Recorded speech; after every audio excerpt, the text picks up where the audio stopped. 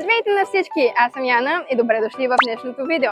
Откриването на 137-я кантонски панаири може да видим много нови и практични продукти, които продължават да се появяват тук, включително домакински електроуреди, превозни средства, механични и транспортни инструменти, на които може да се каже, че са удивителни. А в днешното видео ще бъде нещо като блог и ще ви прекарам през един продуктивен ден на панаирия в търсене на продукти за пълноценен живот.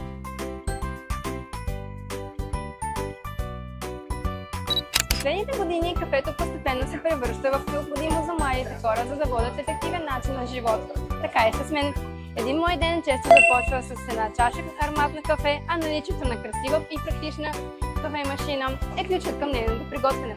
Сега сме на щанда на компанията Microcos. И както можете да видите, техните смарт кафе-машини са не само естетически на външен вид, но и много функционални.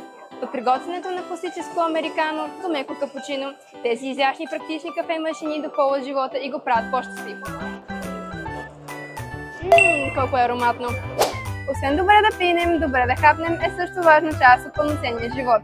Като човек с забързани ежедневие, обикновено използвам бързи методи и смарт кухненски роботи, за да приготвя някои ястия. А ето тези тук, бих казала, че са най-добрия избор за ефикасно приготвяне на ястия, които ще ни помогнат бързо да се насладим на вкусната храна.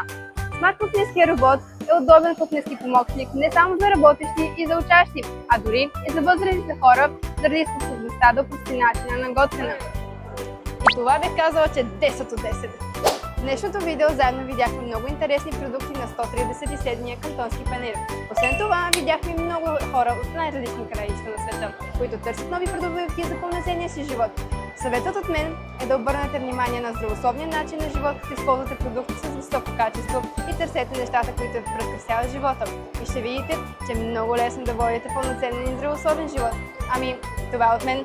Надявам се да ви е било интересно и ще се радвам, ако харесате и споделите видео. До следващия път. Чао!